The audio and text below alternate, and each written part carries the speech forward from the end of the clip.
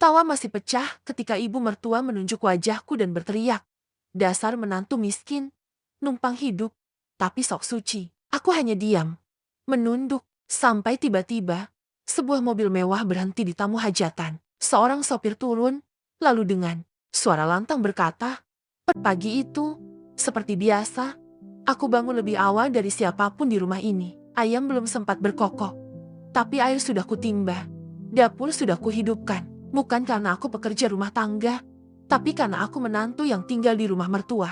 Dan itu artinya aku harus serba tahu diri. Mas, kamu kerja duluan ya. Aku beresin dapur dulu." Bisikku pelan sambil menyuapi suamiku.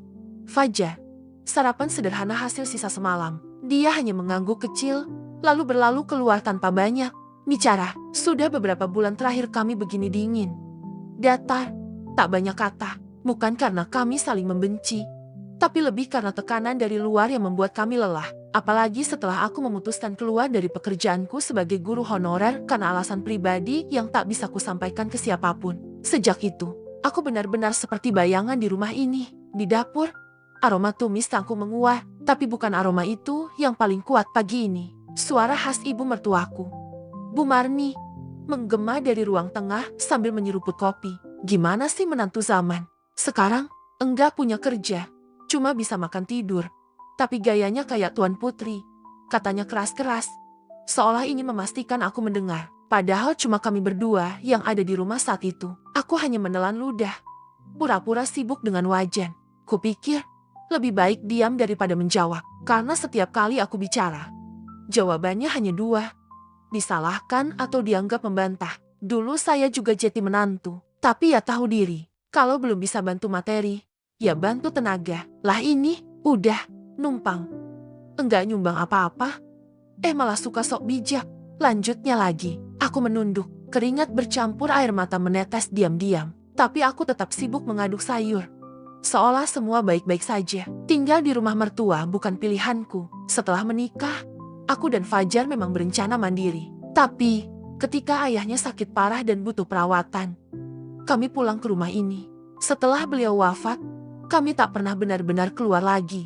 Kata Fajar, "Sabar ya, sayang. Nanti kita nabung pelan-pelan. Kalau cukup kita cari kontrakan kecil dulu." Tapi nanti itu terasa semakin menjauh. Dan sabar, ternyata tidak semudah mengucapkannya. Selama tinggal di sini, hampir setiap hari aku harus mendengar sindiran.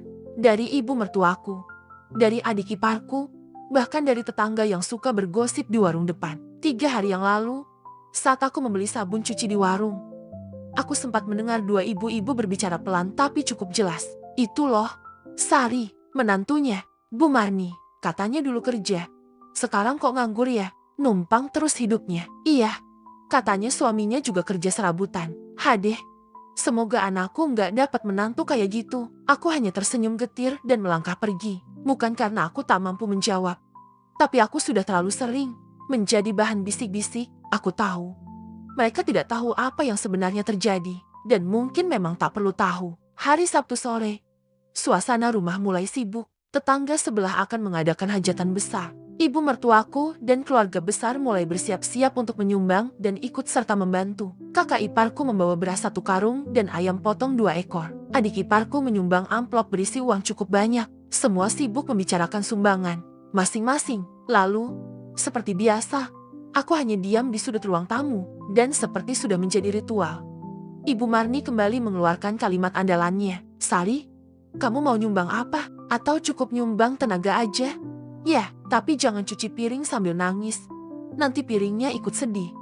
Katanya diiringi tawa adik iparku. Aku menunduk, tidak menjawab. Aku tahu kalau aku menjawab, itu hanya akan memperpanjang bahan olok-olokan. Sebenarnya, aku ingin sekali membantu. Tapi dompetku kosong. Tabunganku habis untuk biaya sekolah adik Fajar yang bulan lalu aku bayarkan diam-diam. Aku tidak ingin disebut pelit. Tapi aku juga tak ingin menjelaskan segalanya hanya untuk membela diri. Apalagi kalau akhirnya tetap dianggap pamer. Malam harinya, aku duduk di tepi ranjang, memandangi layar ponsel. Ada puluhan pesan dari rekan yayasan yang terus menanyakan jadwal rapat dan dokumen yang harus kurus besok. Ya, aku memang bekerja, bahkan sebagai manajer kepercayaan yayasan besar yang dimiliki keluarga konglomerat. Tapi aku menyembunyikan itu dari semua orang di rumah ini, termasuk dari Fajar. Bukan karena aku tidak percaya pada mereka, tapi karena aku ingin hidup tenang.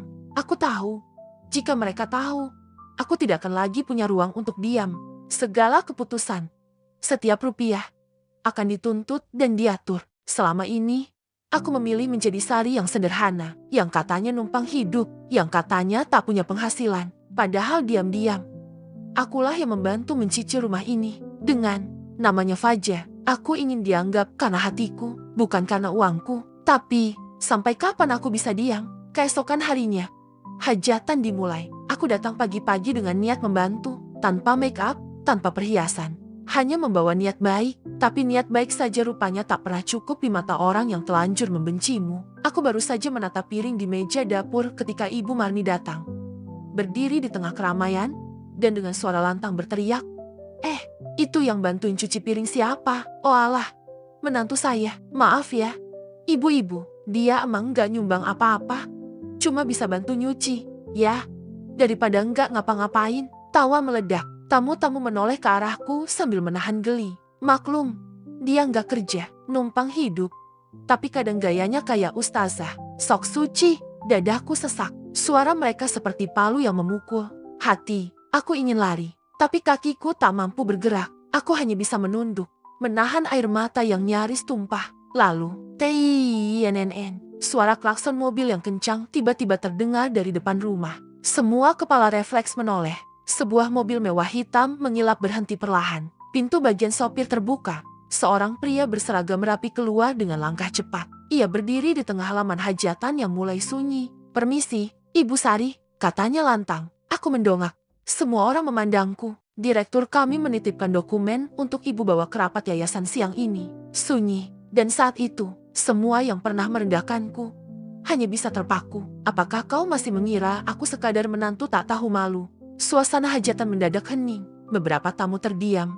Sebagian lagi menatapku tak percaya. Wajah Ibu Marni terlihat kaku, seperti kehilangan kata-kata untuk pertama kalinya. Sopir berseragam hitam itu masih berdiri tegak di depan halaman rumah, sambil memegang map coklat berlogo Yayasan Al-Mahbub, yayasan pendidikan dan sosial terbesar di kota kami. Aku berdiri perlahan, membenarkan kerudungku yang sedikit miring karena tadi buru-buru. Ku tarik napas dalam-dalam, lalu melangkah maju. Ya, saya Sari, kataku singkat. Sopir itu tersenyum sopan dan menunduk hormat. Ini dokumennya. Bu, rapat dijadwalkan pukul 1 siang. Ibu diminta hadir langsung oleh ketua yayasan. Semua mata tertuju padaku. Beberapa ibu yang tadi tertawa kini hanya bisa saling pandang. Mulut-mulut yang biasa menggunjing kini terbungkam oleh keterkejutan. Aku menerima map itu dengan tangan tenang. Terima kasih, tolong sampaikan pada beliau. Saya akan datang tepat waktu. Sopir itu mengangguk, lalu mundur dengan sopan. Mobil hitam mewah itu pun melaju pelan, meninggalkan jejak yang tak akan pernah bisa dihapus dari pikiran mereka. Aku berbalik, berjalan melewati ibu-ibu yang tadi menghinaku, menatapku dengan wajah antara malu dan syok. Ibu mertuaku, ia terdiam, matanya bergerak cepat, seperti sedang mencerna kenyataan yang tidak sesuai harapannya. Di kamar, aku menutup pintu perlahan dan duduk di ujung ranjang. Map di tanganku masih terasa hangat. Aku menatap kaca, wajahku masih sama, tapi mungkin sekarang mereka akan melihatku berbeda. Lalu pikiranku kembali pada hari saat semuanya dimulai. 2 tahun lalu, aku duduk di ruang kecil yang panas, penuh berkas dan proposal. Yayasan Al-Mahbub baru saja membuka program beasiswa dan pendampingan usaha mikro untuk ibu rumah tangga. Saat itu, aku hanya melamar sebagai relawan. Kenapa kamu tertarik bergabung? Tanya seorang wanita parubaya dengan kacamata tebal. Karena saya tahu rasanya hidup penuh tekanan. Saya ingin membantu mereka yang suaranya tak pernah didengar. Dia mengangguk pelan. Kami butuh orang yang benar-benar peduli, bukan hanya pencitraan. Aku tersenyum. Saya bukan siapa-siapa, Bu, tapi kalau boleh memilih, saya lebih ingin bekerja diam-diam, tapi berdampak nyata. 3 bulan kemudian, aku diangkat jadi koordinator wilayah. Setahun berikutnya, aku dipercaya menjadi manajer program nasional. Semuanya kulakukan tanpa pernah memamerkan pada siapapun, termasuk suamiku, Fajar. Yang dia tahu, aku kadang keluar untuk bantu kegiatan sosial dan urusan perempuan. Dan aku memang tak pernah bohong. Aku hanya menyederhanakan. Kembali ke masa kini, aku melirik jam dinding. Sudah hampir pukul 1 siang. Kupilih gamis hitam simpel dan kerudung polos. Tak perlu makeup, tak perlu perhiasan. Identitasku cukup kuat tanpa semua itu. Saat aku keluar kamar, Ibu Marni masih duduk di ruang tengah, memandangi TV yang tak benar-benar ditontonnya. Dia melirikku sekilas, lalu buru-buru bertanya, "Itu tadi, siapa?" "Sir, mobil siapa?" Aku tersenyum sopan. "Sopir kantor." "Bu, saya ada rapat yayasan siang ini." Dia terbatuk kecil. "Loh, kamu kerja di yayasan?" "Iya, Bu." Jawabku ringan. "Sudah hampir 2 tahun. Kerja apa?" "Manajer program." Wajahnya mulai berubah warna. "Kok nggak pernah bilang?" Aku menatapnya sebentar, lalu berkata pelan, "Karena saya tahu, selama ini saya bukan siapa-siapa di mata ibu. Jadi saya memilih diam." Lalu aku berjalan melewatinya, meninggalkan pertanyaan yang menggantung di ruang tamu. Di kantor pusat yayasan, aku disambut oleh beberapa staf muda. Mereka menunduk sopan sambil membawakan kopi dan laporan hasil program bulan lalu. "Ada yang perlu ditandatangani hari ini, Bu Sari," kata salah satu dari mereka. Aku mengangguk.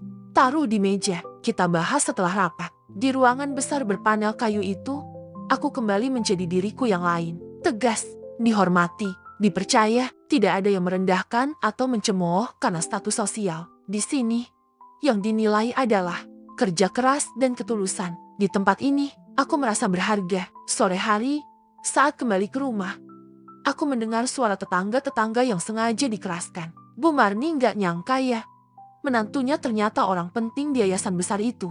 Iya, sopirnya aja pakai mobil Elvar. Pantes kalem banget anaknya. Ternyata ibunya elegan bener. Aku hanya tersenyum kecil dan masuk rumah.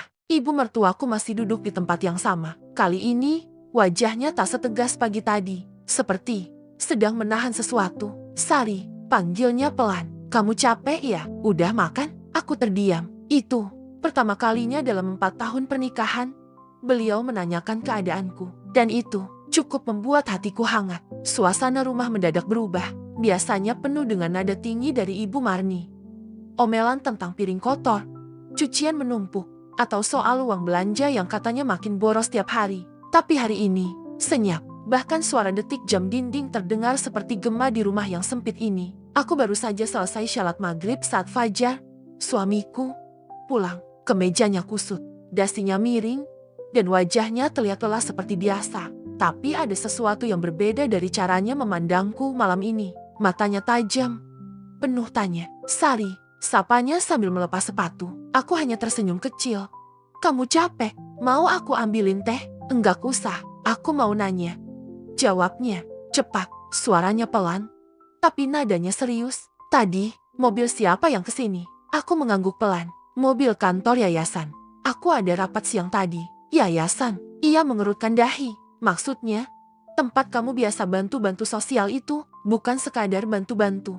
"Fajar." Aku menatap matanya. "Aku kerja di sana. Sudah hampir 2 tahun ini. Aku manajer program, dan yayasan itu bukan yayasan kecil." Ia duduk di kursi rotan yang mulai lapuk itu. Tangannya mengusap rambutnya yang agak lepek karena keringat. "Kenapa kamu gak pernah cerita?" Aku terdiam, lalu pelan-pelan berkata, "Karena kamu sendiri selalu bilang aku ini istri yang cukup di rumah. Istri yang gak perlu sibuk keluar. Kamu sendiri yang bilang, lebih baik aku fokus ngurus ibu di rumah daripada kerja cari uang." Ia menghela napas. "Aku cuma takut kamu kecapekan. Kita belum punya anak.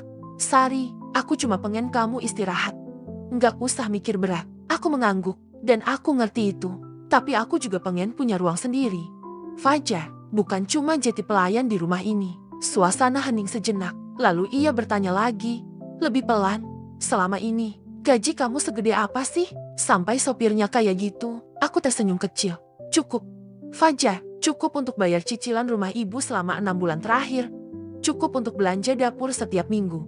Cukup untuk bantu sekolah sepupu kamu yang di kampung itu." Ia menatapku tajam. "Tunggu, kamu yang bayar cicilan rumah ini?" Aku mengangguk.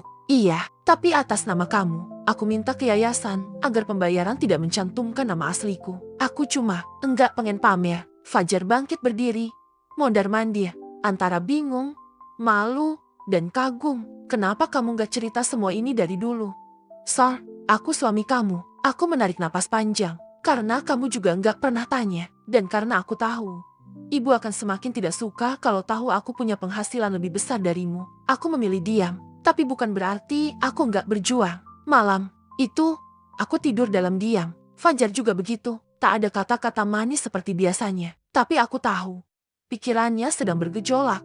Bukan hanya soal aku yang menyembunyikan pekerjaan, tapi juga harga dirinya sebagai suami yang ternyata selama ini ditopang diam-diam oleh istri yang dianggap remeh. Esok paginya, aku terbangun lebih awal. Seperti biasa, aku langsung ke dapur untuk menyiapkan sarapan. Tapi ada yang berbeda. Ibu Marni sudah duduk di bangku dapur dengan tangan menopang dagunya. Wajahnya lesu. Sari, panggilnya lirih. Aku menoleh. Iya, Bu. Dia memandangi piring-piring di meja, lalu berkata tanpa menatapku, maaf ya, kemarin ibu kelepasan ngomong. Ibu malu banget. Aku menunduk, berusaha menahan air mata yang nyaris jatuh. Itu kalimat maaf pertama yang keluar dari mulut beliau sejak aku menikah dengan anaknya 4 tahun lalu. Gak apa-apa, Bu. Sari ngerti. Mungkin memang selama ini Sari belum banyak cerita. Dia mengangguk pelan. Ibu kira kamu cuma menantu, numpang hidup. Ternyata kamu yang nyelamatin rumah ini. Ibu malu sendiri. Aku mendekat, lalu duduk di sampingnya. Yang penting sekarang kita bisa lebih saling ngerti. Bu, Sari gak pernah niat bikin ibu malu. Ibu Marni menepuk punggung tanganku. Untuk pertama kalinya, sentuhan itu tidak dingin atau dingin, tapi hangat. Siangnya, aku kembali ke kantor. Agenda hari itu adalah persiapan peluncuran program bantuan pangan untuk masyarakat miskin di 5 kecamatan. Dan yang lebih menarik, beberapa penerimanya adalah orang-orang yang tak lain adalah tetangga-tetanggaku sendiri. Aku menatap daftar nama penerima bantuan. Wajah mereka satu persatu muncul di benakku. Bu Uli yang kemarin tertawa paling keras saat aku dihina. Pak Rukman yang sempat menyebar gosip bahwa aku numpang hidup. Juga Mbak Reni yang sering menyindirku saat arisan ibu-ibu komplek. Aku bisa saja coret nama mereka. Tapi aku tak akan sekecil itu. Bekerja di yayasan ini mengajarkanku bahwa membantu tidak mengenal siapa yang dulu menyakitimu. Lanjutkan distribusinya seperti biasa, kataku pada staf. Baik, Bu. Aku keluar dari ruanganku, menatap ke jendela besar yang menghadap jalan raya. Mobil-mobil lewat begitu cepat, seolah tak pernah berhenti. Tapi hidup tidak seperti itu. Hidup butuh jeda, butuh kesabaran. Dan sekarang, aku sudah sampai di titik yang tak pernah kubayangkan sebelumnya. Tapi ini baru permulaan. Sejak kejadian itu, rumah ini tak lagi sekeras dulu. Ibu Marni, yang biasanya setiap pagi membuka hari dengan keluhan soal listrik, cucian, atau harga cabai, kini mulai melunak. Ia mulai sering mengajakku bicara. Bahkan beberapa kali menawariku duduk bersama saat nonton sinetron kesukaannya. Tapi perubahan itu tidak serta-merta membuat segalanya jadi mudah. Justru sejak kabar tentang diriku tersebar ke telinga keluarga besar, muncul suara-suara sumbang dari arah yang tak kuduga. Katanya Sari kerja di yayasan gede ya? Udah Jeti, orang penting sekarang ya. Suara itu terdengar dari arah teras saat aku sedang menyapu halaman. Suara itu milik Maira, adik sepupu Fajar yang baru datang dari luar kota. Aku menoleh dan tersenyum kecil. Iya, kerja sosial aja, Mir. Maira menyeringai, tapi senyum itu tidak hangat. Wah, hebat ya. Tapi kok dim-dim banget sih? Gak cerita ke siapa-siapa. Kesannya kayak sok misterius gitu. Aku menelan ludah. Bukan niatnya begitu. Aku cuma gak mau pamer. Ya tapi kamu tahu sendiri kan, keluarga kita tuh butuh transparansi, sahutnya sambil melirik ke arah ibunya Bu Juleha yang langsung menimpali. Iya, masa keluarga sendiri kayak gak dipercaya? Giliran hajatan kemarin, malah diem aja kayak gak punya apa-apa. Padahal aslinya, aku berdiri. Maaf ya, aku masih banyak kerjaan. Permisi. Aku melangkah masuk rumah, tapi di dalam hatiku, omongan mereka bergema terus. Ini dia luka lama yang menganga kembali. Entah kenapa, ketika seorang perempuan mulai dianggap berhasil, yang pertama mempertanyakannya sering justru keluarga sendiri. Fajar yang mendengar sedikit percakapan itu, hanya bisa mengusap pundakku di malam hari. Mereka cuma iri. Sar, udah, anggap angin lewat. Tapi aku tahu ini bukan cuma angin. Ini badai kecil yang sedang diracik pelan-pelan. Beberapa hari kemudian, aku mendapat undangan dari yayasan untuk menghadiri pertemuan donatur tahunan. Tempatnya di Hotel Bintang 5. Pakaian formal, disiapkan dengan segala standar tinggi. Aku berdiri di depan cermin, mengenakan gamis hitam simpel dan blazer polos, makeup tipis, hijab disematkan rapi. Saat aku turun ke ruang tamu, semua mata memandang. Ibu Marni melongo. Fajar berdiri dari duduknya. Kamu cantik banget, Sar. Kumamnya. Aku tersenyum kecil. Cuma rapat. Kok gak perlu heboh? Tapi saat aku membuka pintu rumah, di depan sudah terparkir mobil hitam yang sama dengan sopir yang turun dan membuka pintu untukku. Dan dari balik pintu rumah, ternyata Maira dan Bu Juleha ikut mengintip. Ya Allah, beneran mobil kantor dia, desis Maira. Kok bisa ya, di acara itu, aku duduk bersama para pengusaha dan tokoh masyarakat. Aku diundang bukan hanya sebagai manajer, tapi juga sebagai pembicara tamu. Aku berbagi kisah tentang bagaimana program pemberdayaan perempuan bisa membangkitkan ekonomi keluarga. Apa yang saya pelajari adalah ketika perempuan diberi ruang untuk bertumbuh, maka keluarganya pun ikut naik derajatnya.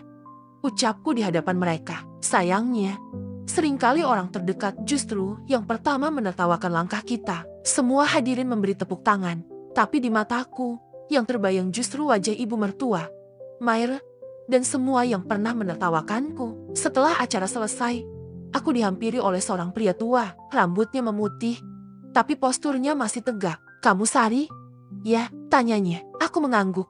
Betul, Pak, saya Haji Karim. Dulu teman baik almarhum ayahmu. Aku sempat nyari kamu sejak lama. Jantungku berdetak lebih kencang. Aku belum sempat bicara. Ia menyodorkan sebuah kartu nama dan map coklat. Aku gak bisa jelasin semuanya di sini. Tapi, ini tentang warisan ayahmu. Ada hak yang belum kamu tahu. Temui aku besok pagi di alamat ini. Jangan ajak siapa-siapa dulu. Aku terpaku memandangi punggung pria itu yang kemudian berjalan menjauh. Warisan? Ayahku? Aku kira semua sudah selesai. Bertahun-tahun lalu, sesampainya di rumah, pikiranku masih kacau. Tapi saat aku melangkah masuk, Maira dan Bu Juleha sudah duduk di ruang tengah, menungguku seperti dua wartawan gosip. Jeti, kamu beneran deket sama orang-orang penting itu? Tanya Maira. Menyelidik, dan tadi katanya kamu pidato di depan orang-orang kaya. Bu Juleha ikut menyerang. Aku menarik napas dalam. Aku cuma kerja sesuai tugas, gak lebih. Tapi kamu juga gak kurang kan sekarang? Kata Maira menyeringai. Mereka tertawa kecil, tapi aku tahu tawa itu bukan kekaguman, tapi tawa yang menunggu jatuhnya seseorang. Dan di malam itu, saat aku membuka map dari Haji Karim, mataku terpaku pada selembar surat tua bertanda tangan notaris. Di situ tertera, Ahmad Suryana, ayah kandung Sari, menyerahkan hak waris berupa rumah tanah dan saham pada anak tunggalnya, Sari, yang saat ini belum ditemukan. Tiba-tiba semua pertanyaan di masa kecilku menyeruak. Tentang kenapa kami dulu hidup sangat susah. Tentang kenapa ibu selalu menghindar saat aku bertanya soal ayah. Dan satu hal yang tak bisa kutahan muncul di ujung pikiranku. Apakah ini alasan? Kenapa aku selama ini disembunyikan? Malam itu, aku duduk di kamar dengan lampu temaram. Map coklat dari Haji Karim terbuka di pangkuanku. Surat-surat tua itu bukan sekadar kertas ia seperti bom waktu yang perlahan-lahan meledakkan ingatanku sendiri. Di lembaran paling atas, tertera nama yang sudah lama tak kusebut dengan utuh. Ahmad Suryana, ayah kandungku. Tanganku gemetar saat menyentuh tanda tangannya. Meski samar, coretan itu masih kukenali. Sama persis dengan tulisan tangan di salah satu buku bekas pelajaran waktu aku kecil, satu-satunya peninggalannya yang tersisa. Waktu itu, ibu pernah bilang buku itu cuma buku biasa. Tapi sekarang, aku sadar. Mungkin itu satu-satunya cara ayahku meninggalkan jejak bahwa ia ada. Besok paginya, aku diam-diam pergi ke alamat yang diberikan Haji Karim. Sebuah rumah tua sederhana di pinggir kota. Saat aku datang, ia sudah duduk menungguku di beranda, memegang cangkir teh yang mulai berembun. Terima kasih sudah datang, ucapnya. Aku duduk perlahan. Saya tidak tahu harus mulai dari mana. Pak, ia tersenyum. Mulai dari sini saja. Ia menyodorkan album foto kusam. Halaman pertama. Sebuah foto lama seorang pria muda dengan senyum teduh, berdiri di depan toko sembako yang tertulis, Toko Suryana Jaya. Itu ayahmu, sekitar 20 tahun yang lalu. Dia punya usaha cukup besar, toko sembako, gudang beras, dan kebun kecil di luar kota. Jelas Haji Karim, tapi dia terlalu baik, terlalu percaya sama orang-orang yang salah. Aku membalik halaman berikutnya. Foto ayah bersama seorang pria yang tampak sedikit lebih tua, memakai peci dan jas formal. Itu Pak Haji Malik, lanjut Haji Karim. Mereka dulu sahabat karib, bahkan rekan bisnis. Aku menahan napas. Nama itu membuat tengkuku dingin. Setelah ayahmu meninggal mendadak karena kecelakaan, semua aset usaha dialihkan atas perjanjian lisan. Tak pernah ada surat resmi. Tapi keluarganya termasuk Haji Malik mengklaim semuanya. Termasuk rumah yang sekarang ditempati keluargamu. Rumah Ibu Marni. Ya, ayahmu sempat mencicil rumah itu untuk keluarga kalian. Tapi setelah beliau meninggal, rumah itu diatasnamakan suami Bu Marni tanpa sepengetahuan ibumu. Akta jual beli dialihkan. Saat itu ibumu memilih diam. Demi kamu, aku tak bisa bicara. Dunia seperti runtuh. Aku tumbuh dalam kemiskinan. Bahkan pernah makan dengan nasi basi dan garam. Sementara warisan ayahku usaha dan rumah diambil orang terdekat. Kenapa ibu gak pernah cerita? Dia trauma. Takut kamu tumbuh dalam dendam. Tapi dia juga menyesal. Karena membiarkan kamu dianggap seolah cuma numpang hidup. Mataku panas. Tapi hatiku lebih panas lagi. Selama ini, aku bukan cuma menantu yang dihina. Aku anak yang dilupakan sejarah dan dihancurkan oleh keserakahan keluarga sendiri. Sepulang dari rumah Haji Karim, aku berjalan kaki menembus siang yang terik. Rumah ibu mertua tampak lengang. Hanya terdengar suara TV dari ruang tengah. Begitu masuk, Ibu Marni langsung menatapku. Dari mana aja kamu? Seharian gak kelihatan. Aku menoleh. Kali ini aku tidak tunduk seperti biasa. Ada urusan penting. Bu, ia memicingkan mata. Jangan lupa, minggu depan ada arisan keluarga. Kamu harus bantu-bantu. Ya, jangan cuma kerja mulu. Kita ini keluarga. Aku mendekatinya, lalu menatap lurus ke matanya. Iya, Bu, keluarga. Tapi Bu tahu gak? Rumah ini, dulu cicilannya dibayar ayah saya. Suasana langsung membeku. Apa maksud kamu? Suara Ibu Marni tercekat. Saya baru tahu semuanya. Dan sekarang saya gak akan diam lagi. Malamnya, Fajar duduk di sampingku dengan wajah cemas. Kamu yakin mau bongkar semuanya? Sir, aku mengangguk. Aku capek dipandang sebelah mata. Aku gak akan teriak-teriak. Tapi aku juga gak akan terus diam. Apa kamu benci ibu? Aku memandangnya dalam-dalam. Aku gak benci. Aku cuma pengen dia tahu. Aku bukan beban. Aku bukan orang asing. Aku bahkan diam-diam yang selama ini menyelamatkan rumah ini dari disita ban. Fajar menunduk. Ia tahu aku benar. Keesokan harinya, aku menerima panggilan dari yayasan. Ada program baru. Rumah Harapan. Bantuan tempat tinggal untuk janda dan anak miskin yang pernah menjadi korban penipuan atau ketidakadilan hukum. Aku ditunjuk jadi ketua pelaksana. Kata direktur yayasan, kamu cocok memimpin program ini. Karena kamu tahu betul rasanya jadi orang yang diabaikan. Dan aku tahu, ini saatnya aku akan memulihkan warisan ayahku bukan sekadar harta, tapi harga diri. Dan aku akan mulai dari desa ini. Pagi itu udara terasa berbeda, langit cerah.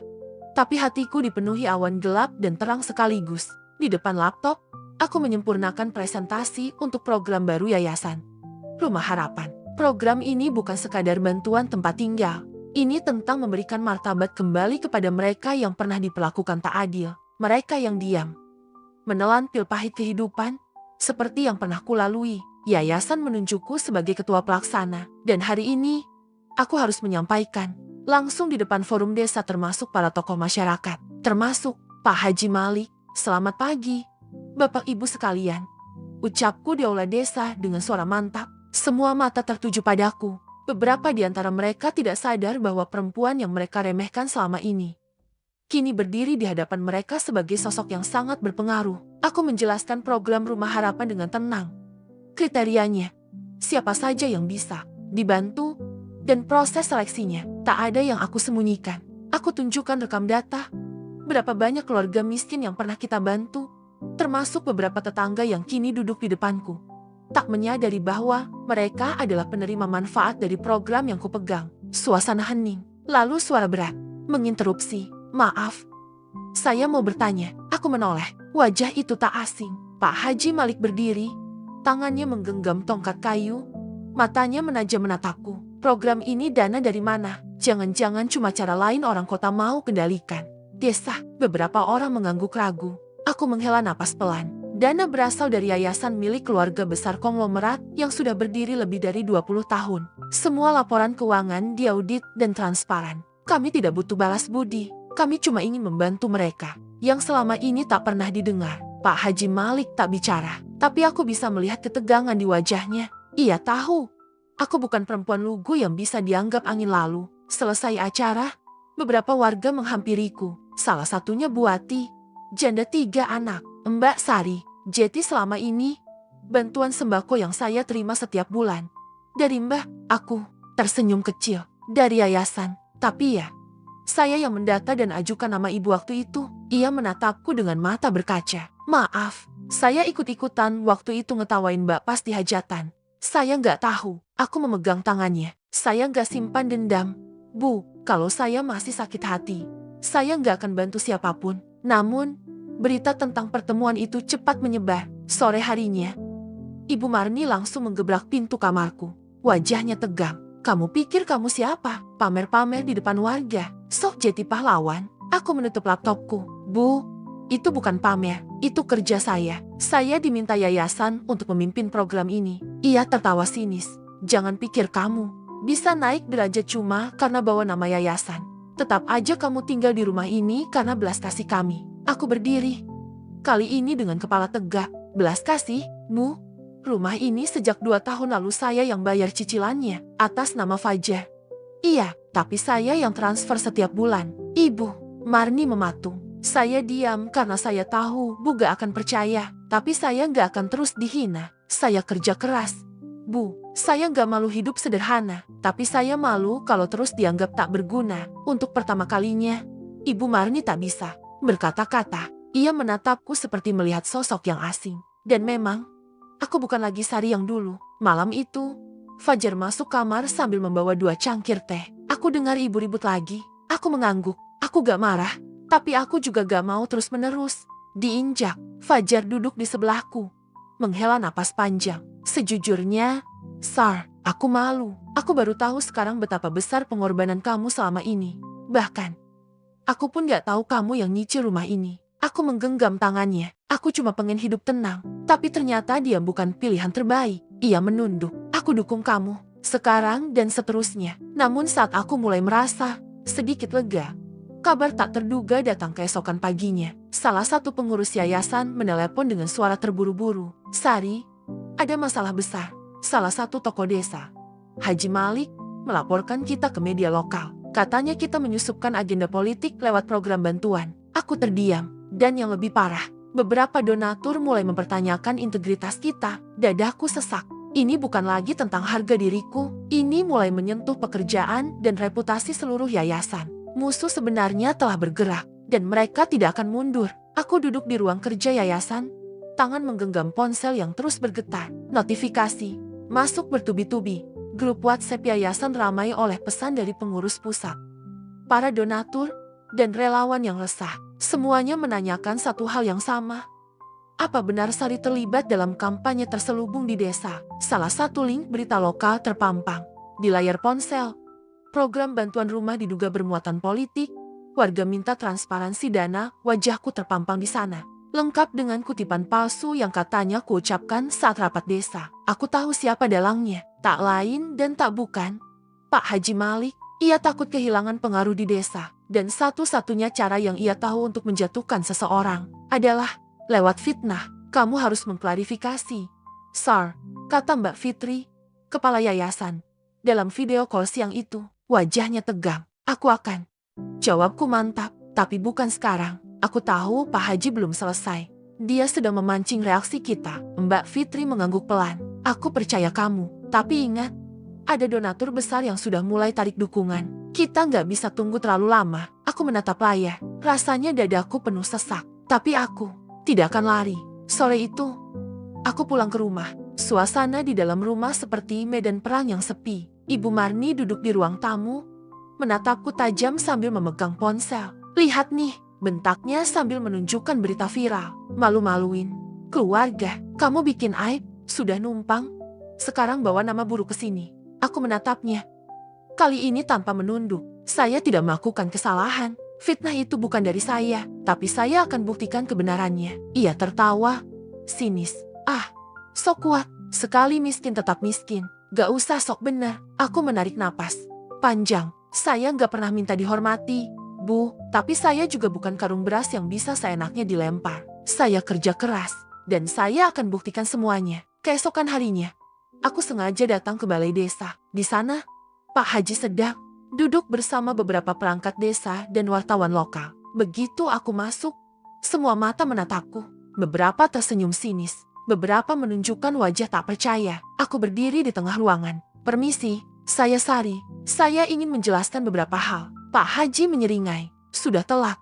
Bu Sari, nama ibu sudah tercoreng. Kami hanya mau tahu berapa dana yang ibu gelapkan. Aku menatapnya lurus-lurus. 1 rupiah pun tidak. Dan saya punya bukti semua laporan keuangan. Semuanya diaudit. Tidak satupun dana bantuan yang mengalir ke rekening pribadi saya. Aku mengeluarkan map tebal, berisi dokumen valid dari yayasan, laporan audit, dan jejak digital transaksi. Aku melanjutkan.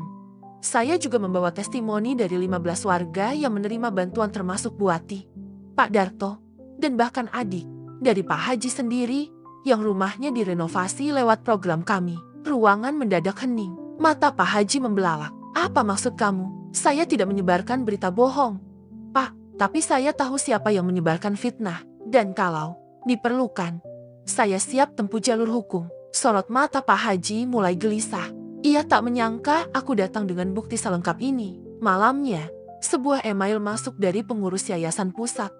Kami telah menyampaikan klarifikasi resmi. Seluruh tuduhan terbukti tidak berdasar. Donatur kembali menyatakan dukungan penuh. Terima kasih atas kerja keras dan keberanianmu, Sari. Aku menghela napas panjang. Tanganku gemetar, bukan karena takut, tapi karena lega. Aku tidak diam saja saat diinjak, dan aku tidak menunggu orang lain membelaku. Namun, ada satu hal lagi yang belum selesai. Malam itu, di meja makan, aku bicara dengan Fajar dan Ibu Marni. Bu, aku tahu selama ini Ibu tidak pernah suka sama aku. Tapi aku ingin jujur, aku kerja bukan untuk sombong. Aku bantu keluarga ini bukan supaya dipuji. Aku cuma pengen hidup damai. Ibu Marni hanya diam, wajahnya kaku. Matanya tak sanggup menatapku. Fajar menggenggam tanganku. Sar, kamu udah terlalu lama sabar. Kalau ibu belum bisa berubah, biar aku yang pasang badan sekarang. Aku menatap Fajar. Untuk pertama kalinya, aku merasa tidak sendiri. Namun besok adalah hari besar. Acara puncak peresmian Rumah Harapan akan diadakan. Semua tokoh desa, warga, dan media akan hadir. Aku akan berdiri di panggung sebagai ketua pelaksana. Dan kali ini, tak ada lagi yang bisa menyembunyikan siapa aku sebenarnya. Tapi aku belum tahu bahwa kejutan yang paling besar belum terjadi. Seseorang akan datang dengan mobil hitam mengkilap, dan satu kalimat akan mengubah segalanya. Permisi, saya mencari Ibu Sari. Direktur kami menitipkan dokumen penting untuk Ibu bawa ke rapat yayasan pusat siang ini. Hari itu, langit cerah seperti tak menyimpan amarah apapun. Warga desa berdatangan ke lapangan RW, tempat peresmian program Rumah Harapan proyek bantuan renovasi rumah yang selama ini aku tangani bersama yayasan. Balai desa dihias dengan tenda biru putih, spanduk besar terpampang, bersama membangun harapan untuk desa lebih layak huni di barisan kursi depan. Para tokoh masyarakat duduk rapi. Pak Haji Malik dengan songkok hitamnya tampak tenang. Walau dari raut wajahnya, jelas ia belum rela kalah. Ibu Marni datang bersama rombongan keluarga besar. Mertua-mertua yang dulu suka meremehkanku kini duduk berbaris. Beberapa dari mereka bahkan masih menatap sinis ke arahku. Aku berdiri di balik panggung, menyiapkan naskah sambutan. Tangan gemetar, bukan karena takut, tapi karena hari ini, untuk pertama kalinya dalam hidupku, aku akan berhenti bersembunyi. MC membuka acara. Lagu Indonesia Raya berkumandang. Dilanjutkan doa pembuka. Satu persatu sambutan diberikan. Kepala desa, tokoh agama, dan perwakilan dari kecamatan. Lalu, giliran namaku disebut. Selanjutnya, kami undang Ibu Sari sebagai ketua program Rumah Harapan dari Yayasan Rakyat Sejahtera untuk memberikan sambutan. Langkahku terasa berat tapi pasti. Semua mata menatap. Beberapa penuh tanya, beberapa masih tak percaya. Bahkan terdengar bisikan. Loh, dia toh ketua programnya. Bukannya dia menantu Bu Marni yang pengangguran itu? Wah, jadi selama ini dia yang pegang program yayasan. Aku mengambil mikrofon, menatap hadirin. Assalamualaikum warahmatullahi wabarakatuh. Saya Sari. Mungkin banyak yang tak menyangka saya berdiri di sini hari ini. Mungkin banyak yang mengira saya bukan siapa-siapa.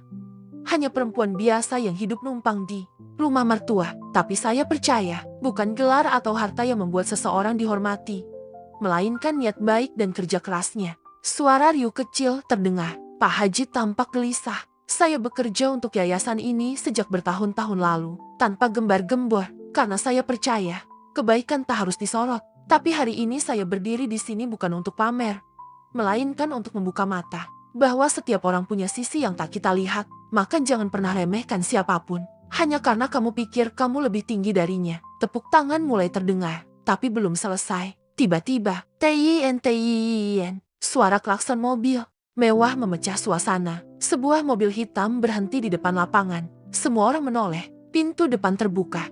Seorang pria mengenakan jas hitam turun dari kursi sopir. Ia berjalan cepat ke arah panggung, membawa map coklat, langsung menuju ke arahku. Lalu dengan suara jelas, di hadapan ratusan pasang mata, ia berkata, "Permisi, Ibu Sari, direktur kami menitipkan dokumen untuk Ibu. Ini data presentasi dan rencana ekspansi program yayasan yang akan dibawa ke rapat pusat siang ini. Kami siap antar sekarang juga. Mobil sudah disiapkan." Semua hening. Lalu bisik-bisik mulai pecah seperti gelombang. "Ya Allah, dia pejabat yayasan toh? Loh kok dihormati begitu? Bukannya tadi Bu Marni bilang dia nganggur? Mobil dinas yayasan tuh mewah banget." Aku mengangguk sopan ke sopir itu, menerima dokumen, lalu kembali menatap para tamu. "Mohon maaf, Bapak Ibu, saya akan izin pamit lebih dulu setelah acara. Ada rapat penting dengan donatur pusat untuk memperluas program ini. Doakan supaya lebih banyak desa yang bisa dibantu, seperti desa kita." Tepuk tangan bergemuruh, tapi di tengah-tengah hadirin, beberapa wajah justru tertunduk. Ibu Marni terdiam, matanya berkaca-kaca. Saudara-saudara yang dulu tertawa saat aku dicemooh, kini hanya bisa memandangku dengan wajah malu. "Pak Haji," ia berusaha tersenyum, tapi senyumnya hamba. Kalah telak, ia membungkuk pelan pada kepala desa dan menyelinap pergi sebelum acara benar-benar usai. Usai peresmian, aku bersiap masuk ke mobil. Tiba-tiba, dari belakang, "Ibu Sari," aku menoleh. Seorang perempuan muda berdiri gugup. Ternyata itu Mita, tetanggaku yang dulu ikut menertawaiku saat dicaci Bu Marni di hajatan. Dia menunduk. Saya mau minta maaf. Bu, saya dulu ikut-ikutan. Saya kira Ibu." "Ya, seperti yang dibilang orang-orang." Aku tersenyum. "Tidak apa-apa, Mit. Orang bisa saja menilai tanpa tahu isi sebenarnya. Tapi mulai hari ini, kamu bisa belajar untuk tidak ikut tertawa saat orang lain disakiti." Ia mengangguk pelan, menangis. Aku menepuk pundaknya. Di dalam mobil, aku duduk dengan tenang, menatap keluar jendela. Dulu aku ingin bersembunyi, ingin diterima sebagai keluarga, meski harus diam saat dihina. Tapi hari ini, aku tidak lagi ingin membuktikan apa-apa. Aku cuma ingin berdiri di atas kebenaran. Dan kamu tahu yang paling mengejutkan? Cicilan rumah ibu mertuaku, semua sudah aku lunasi sejak setahun lalu. Aku hanya memakai nama Fajar agar tidak terlihat menonjol. Bahkan uang belanja yang sering disangka dari Fajar, sebenarnya dari rekeningku. Tapi tidak perlu tahu, karena sejatinya, membantu bukan untuk dikenal, tapi untuk memberi arti. Malam itu, rumah mertua yang biasanya penuh suara obrolan terasa sunyi. Angin bertiup pelan lewat jendela yang terbuka, membawa suara jangkrik dan aroma malam yang menenangkan. Aku baru saja pulang dari rapat lanjutan dengan yayasan. Tubuhku lelah, tapi pikiranku masih terus berputar. Begitu aku masuk ke ruang tengah, kulihat semua keluarga besar sudah berkumpul, duduk bersila di atas karpet. Fajar suamiku berdiri di samping. Ibu mertua menatapku dengan sorot mata berbeda. Semua mata kini mengarah kepadaku. Aku terdiam sejenak, lalu meletakkan tas kerja dan duduk perlahan di salah satu sudut ruangan. Tak lama, ibu mertua memulai. "Sari," suaranya pelan, tidak lagi seperti biasanya yang keras dan menekan. Aku menoleh. Ia menunduk. "Maafkan ibu." Ruangan mendadak hening. Bahkan suara tiktokan jam dinding terdengar jelas. Ibu mengangkat wajahnya yang kini terlihat tua dan lelah. Wajah yang biasanya kaku, kini dipenuhi garis sesal. "Ibu terlalu cepat menilai. Ibu salah. Selama ini ibu pikir kamu hanya numpang hidup, enggak punya arah." Ibu malu sama diri sendiri, karena telah menyakiti perempuan sekuat kamu. Hatiku menghangat, tapi aku belum bisa bicara. Lidahku keluh. "Sari, kamu sudah banyak bantu keluarga ini. Bahkan, ibu baru tahu, cicilan rumah ini sudah lunas sejak lama." Fajar yang cerita. "Tapi kamu enggak pernah bilang apa-apa." Aku menghela napas pelan, menahan air mata yang mendesak keluar. "Bu," suaraku akhirnya keluar pelan. "Saya enggak butuh ibu tahu. Saya cuma pengen hidup damai, diterima sebagai bagian dari keluarga." Ibu menutup wajahnya, terisak. Fajar mendekatiku dan menggenggam tanganku. "Ma, aku yang salah juga. Harusnya dari dulu aku lindungi Sari.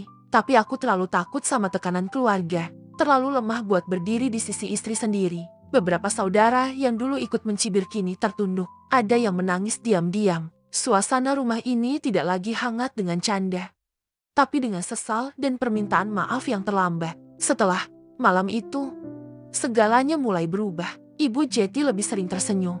Ia mencoba memperbaiki caranya memperlakukan aku. memanggilku Nak Sari dengan suara lebih lembut. Tak ada lagi sindiran saat aku pulang malam karena pekerjaan. Bahkan ia mulai memasak sarapan dan memanggilku duduk bersama. Sesuatu yang tak pernah ia lakukan sebelumnya. Tapi meski semua mulai membaik, hatiku tetap menyimpan luka-luka lama. Bukan karena belum memaafkan, hanya karena aku terlalu sering menahan air mata sendirian. Dan kini, aku mulai mempertanyakan satu hal besar dalam hidupku. Apakah aku masih ingin tinggal di rumah ini? Atau saatnya aku membangun rumah yang benar-benar milikku sendiri, bersama Fajar. Beberapa hari kemudian, aku berdiri di balkon lantai 2 rumah, menatap langit senja. Fajar datang menghampiri. "Kamu mikirin apa?" tanyanya. Aku tersenyum tipis. "Tentang kita, masa depan kita, dan apakah aku masih ingin hidup di bawah atap ini?" Fajar menarik napas. "Kalau kamu mau pindah, kita bisa pindah. Aku ikut kamu. Kita cari rumah kecil, asal kita yang bangun dari awal. Aku sadar, kamu terlalu besar untuk terus dianggap kecil."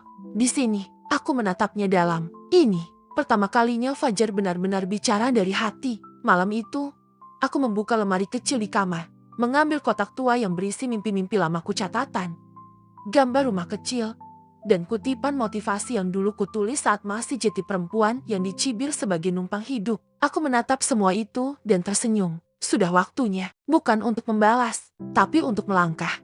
Sinar matahari pagi menerobos masuk lewat jendela kamar. Angin mengibaskan tirai putih dengan lembut. Hari ini, hari yang sudah lama kutunggu. Hari di mana aku dan Fajar memulai lembaran baru. Koper-koper sudah ditata rapi di ruang tengah. Tidak, banyak barang yang kami bawa hanya pakaian, buku, dan beberapa kenangan. Kami tidak butuh banyak, hanya cukup untuk memulai dari nol. Tapi dengan hati yang penuh, ibu mertua berdiri di depan pintu. Ia terdiam, menatap kami dengan mata berkaca-kaca. "Jeti, beneran kalian mau pindah?" "Nak," suaranya pelan, bergetar. Aku mengangguk pelan, bukan karena marah, "Bu, tapi saya dan Fajar butuh rumah yang bisa kami bangun dengan nilai kami sendiri. Rumah yang bisa jadi tempat bertumbuh, bukan sekadar tempat tinggal." Ibu menunduk, lalu menggenggam tanganku erat. "Ibu ngerti. Terima kasih sudah bertahan sejauh ini. Terima kasih. Sudah menjadi menantu yang jauh lebih kuat dari yang ibu kira." Aku memeluk beliau. Ada kehangatan di sana. Pelukan yang dulu terasa canggung, kini menjadi jembatan yang menghapus banyak luka. Rumah baru kami tak besar. Hanya rumah kecil 2 kamar di ujung komplek. Tapi saat aku pertama kali membuka pintunya, rasanya seperti membuka pintu ke dunia yang benar-benar baru. Dindingnya polos, belum ada hiasan. Lantainya masih sedikit berdebu. Tapi langkah kami mantap masuk ke dalamnya. "Ini tempat kita," kata Fajar sambil merangkulku. "Mulai dari nol, tapi bersama." Aku tersenyum. Akhirnya, kita punya rumah yang dibangun bukan dari rasa takut, tapi dari cinta dan saling percaya. Hari-hari berikutnya terasa berbeda. Tidak ada lagi tatapan mencibir saat aku memasak di dapur sendiri. Tidak ada lagi komentar tajam saat aku pulang malam karena rapat yayasan. Aku bisa bekerja dengan tenang, bisa duduk di ruang tamu tanpa merasa seperti tamu dalam hidupku sendiri. Dan yang paling penting, aku bisa menatap cermin tanpa merasa kecil. Di tempat baru ini, aku belajar satu hal penting. Harga dirimu tidak ditentukan oleh suara orang lain, tapi oleh cara kamu bertahan, mencintai dengan tulus, dan tetap teguh saat dunia mencoba menjatuhkanmu. Beberapa bulan kemudian, aku diundang menjadi pembicara dalam seminar pemberdayaan perempuan di sebuah universitas swasta. Di panggung, aku berdiri mengenakan blus putih sederhana dan celana panjang hitam. Di hadapanku, puluhan perempuan muda menatap penuh semangat. Aku tahu rasanya dianggap remeh, dibilang numpang hidup, tidak berguna, bahkan disebut tak tahu malu di depan umum. Tapi aku juga tahu bahwa diam bukan berarti lemah. Terkadang, diam adalah cara kita menyimpan harga diri. Ruangan hening. Kalau kamu sedang berjuang, tetaplah jeti baik. Tetaplah berusaha. Karena saat waktunya tiba, bahkan dunia yang pernah menertawakanmu akan berdiri dan bertepuk tangan untukmu. Tepuk tangan bergemuruh. Aku tersenyum. Di antara kerumunan, aku melihat Fajar berdiri sambil mengangkat ibu jarinya. Aku tahu, sejak hari itu, aku bukan lagi menantu yang dihina. Aku adalah perempuan yang bertahan. Perempuan yang memilih tidak membalas dengan dendam, tapi dengan keberhasilan dan keteguhan hati. Jangan pernah remehkan seseorang hanya karena ia diam dan terlihat sederhana. Mungkin hari ini kamu tertawa karena merasa lebih tinggi darinya, tapi besok bisa jadi kamu berdiri di depan pintunya, meminta bantuan dengan kepala tertunduk. Ketulusan tidak butuh pengakuan, tapi kebaikan yang disembunyikan suatu hari akan bersinar sendiri, memalukan mereka yang dulu mencibir. Pernah merasa diremehkan seperti Sari? Tulis di kolom komentar siapa yang dulu merendahkanmu. Dan buktikan kamu bisa bangkit tanpanya. Bagikan kisah ini ke sahabat, keluarga, atau siapapun yang pernah merasa tidak dihargai, biar mereka tahu. Diam bukan berarti kalah. Klik love kalau kamu percaya bahwa balas dendam terbaik adalah keberhasilan yang elegan.